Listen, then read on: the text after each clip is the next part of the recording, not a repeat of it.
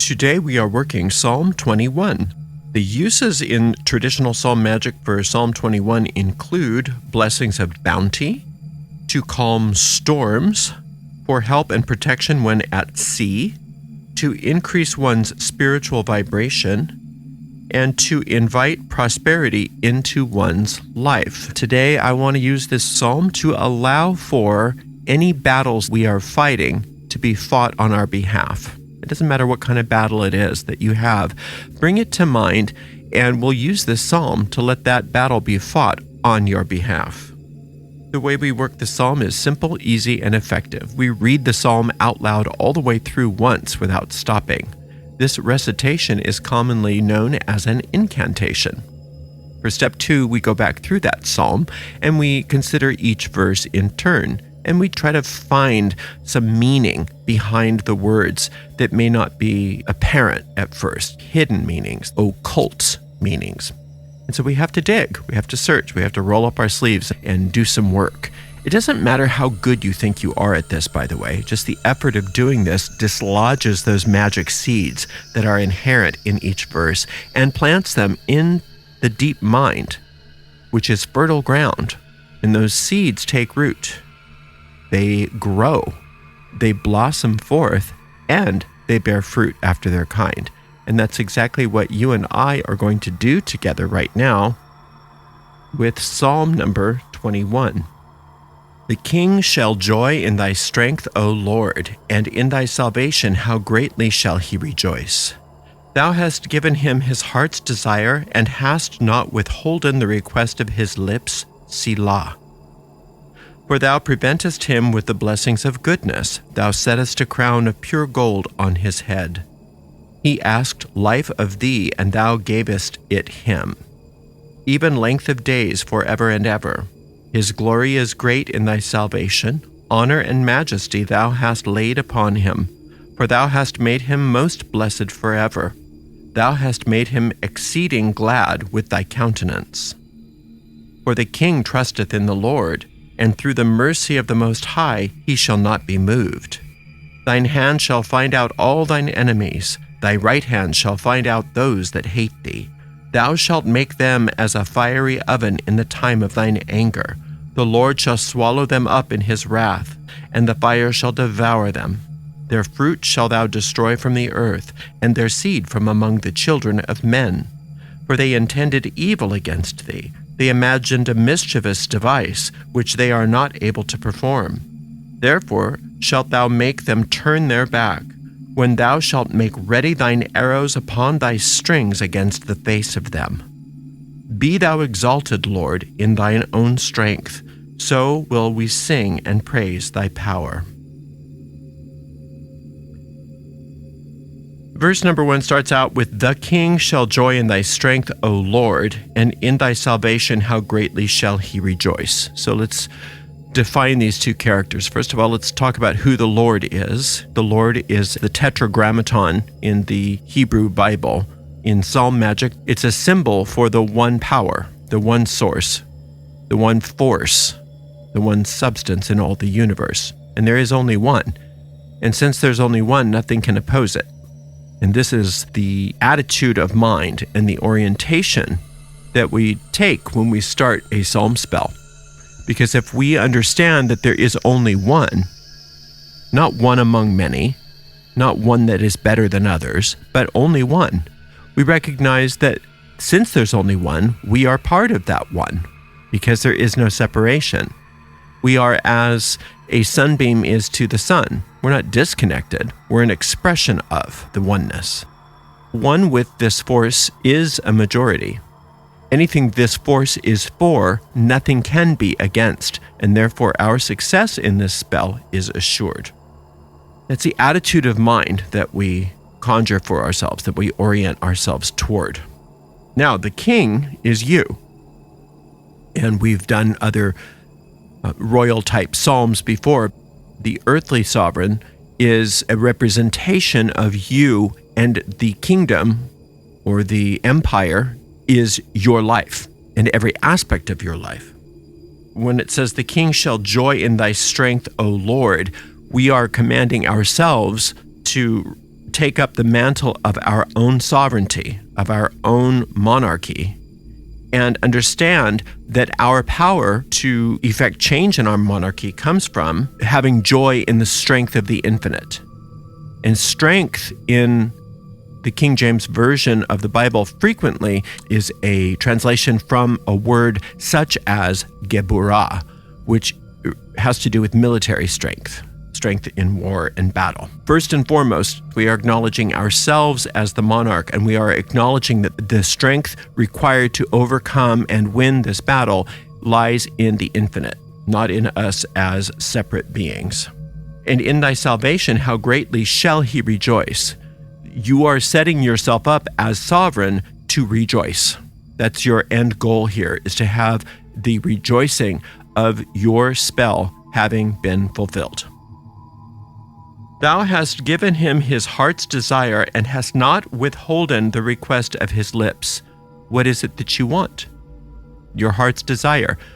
This is not a fleeting lust. That's not a heart's desire.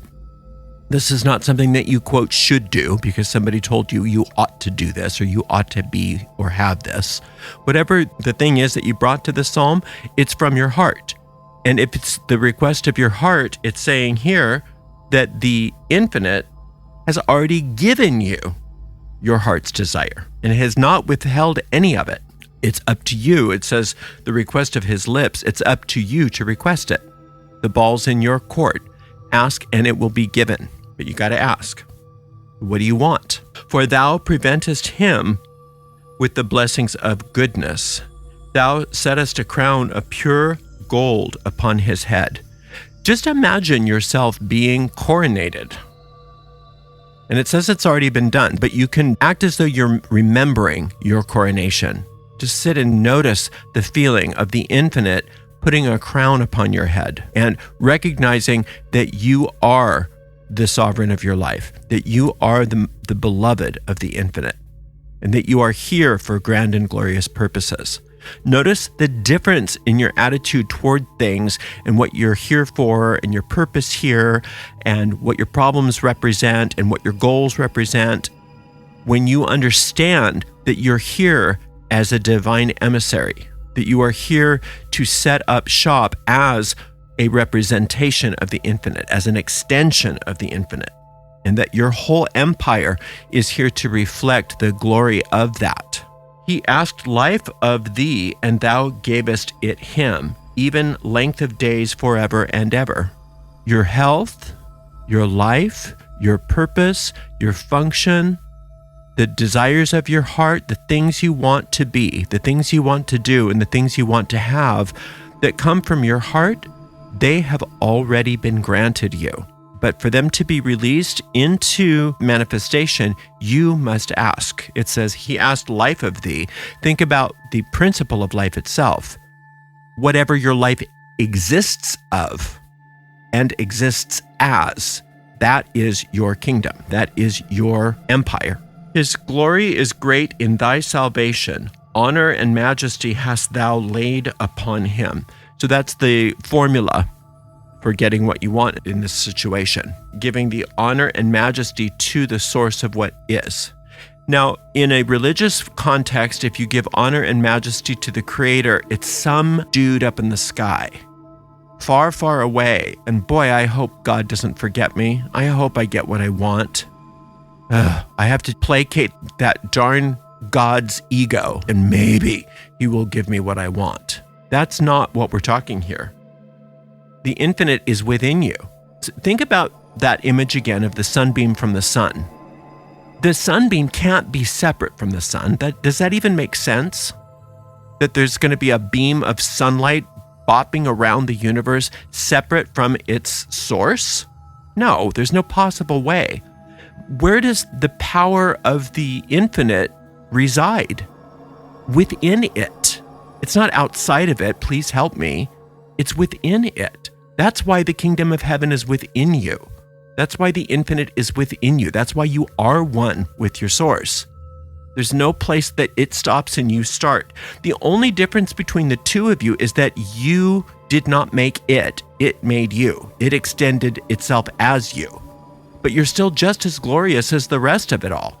You're still pure sunlight. There's no specialness in you in that regard. You're not especially bad sunlight.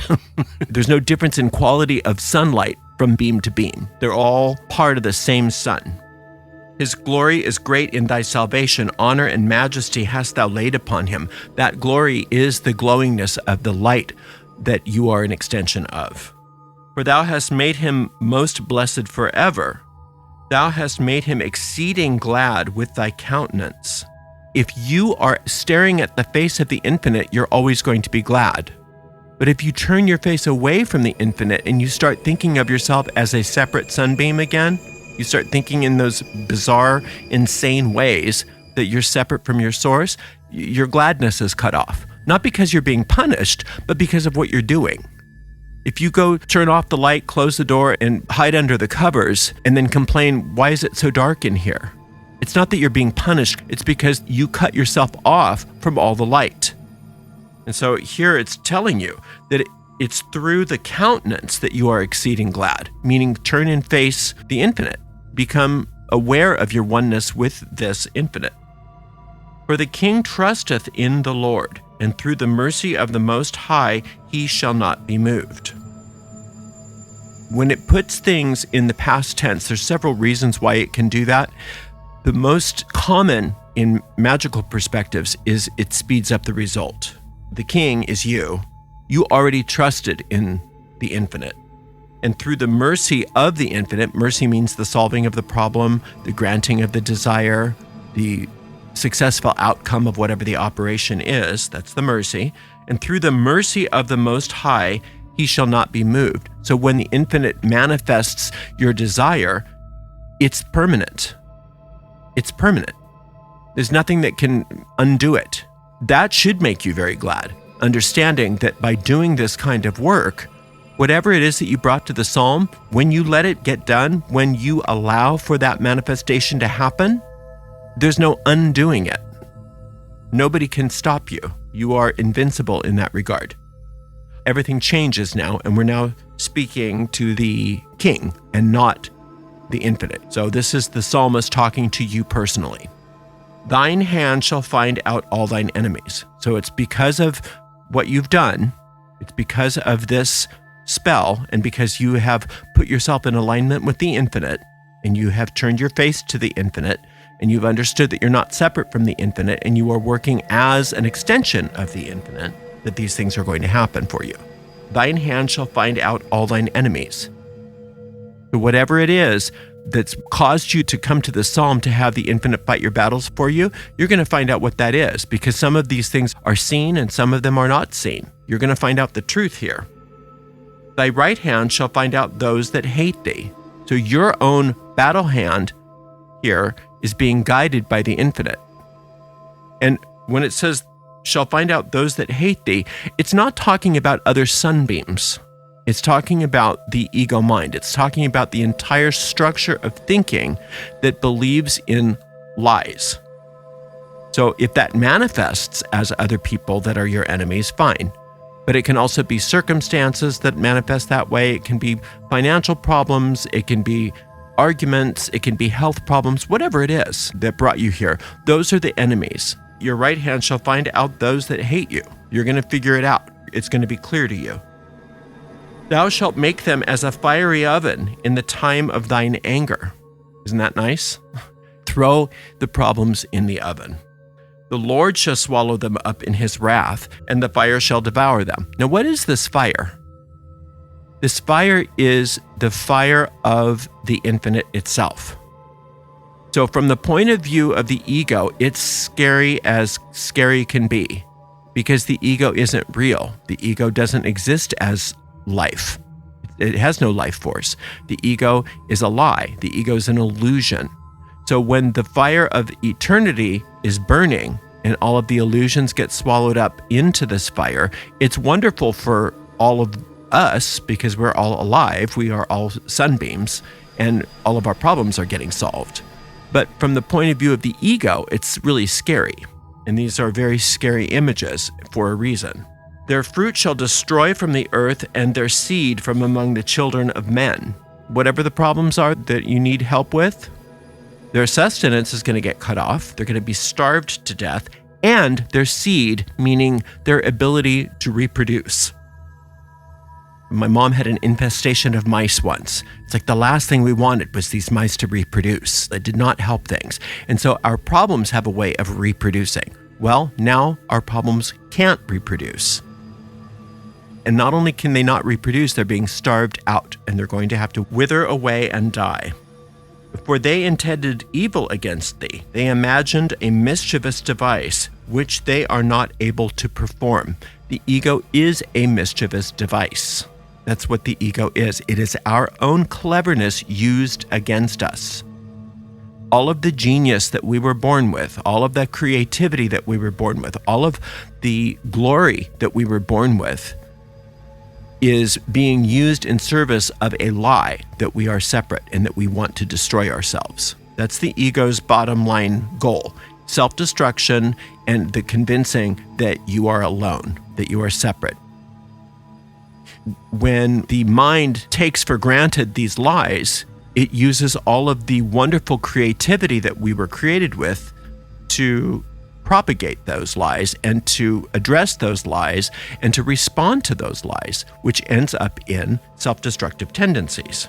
Now, this is what's happening to those self-destructive tendencies, where they intended evil against thee. They imagined a mischievous device from which they are not able to perform. So the result of doing this is that your ego is no longer able to perform these dastardly deeds upon you. And the ego will use seeming externals as a means by which to have these dastardly deeds come about. So problems with finances, arguments, enemies, whatever it is, whatever the storyline in the physical world is, the ego doesn't really care about which thing it is. All it cares about is that you are miserable. All it cares about is that you are self-destructing, that you are attacking or being attacked. So that's not going to be able to happen anymore. So yes, the specific situation that you brought to the psalm is getting taken care of, absolutely. But it's so much bigger than that. By taking care of this particular situation, you are also taking care of a tendency within you to create these situations in the first place, or to be attracted to these situations in the first place. So you're not only taking care of the situation, you're being protected from these situations recurring.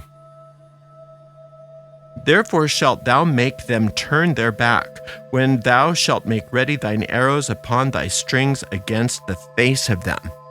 Remember, you are one with the infinite. You are not separate. You are as a beam of light from a central star. The infinite's got you. So you have nothing to fear. You and the infinite are one. And when you face these problems, they run away. Just like any bully, they run away. Be thou exalted, Lord, in thine own strength. Now we're talking to God. Be thou exalted, Lord, in thine own strength, so we will sing and praise thy power. This is exalted on sphere 5 on the Tree of Life. Sphere 5 is ruled by Mars, and the archangel is Samael. Be thou exalted, Lord, in thine own Geburah, thine own strength. So the power to destroy that which is not real is evident in this verse. Be thou exalted, infinite, in your capacity to be a warrior, so that we will sing and praise your power. Remember, when we're singing and praising the power of the infinite, the sunbeam is praising the sun. The sunbeam is praising the power of the sun after it recognizes that it's one with it. By praising that power, you become aware of your own power. It self-perpetuates. And that's a beautiful thing. I love this psalm. It's so beautifully written. It's got a wonderful formula within it that always causes us to be able to uncover problems and then destroy the problems efficiently. Whatever you've brought to this psalm, you just keep coming back to this psalm again and again, once a day, until you get a sense of peace and certainty that your spell has been completed. You'll get this wonderful sense that everything's fine. And when you get that little click, that means that you don't have to work on this anymore. In fact, it's better to put the whole situation out of your mind once you get to that point and move on to something else, and it will be taken care of perfectly. Thank you so much for spending some time with me today. I so appreciate you. Until next time, blessed be.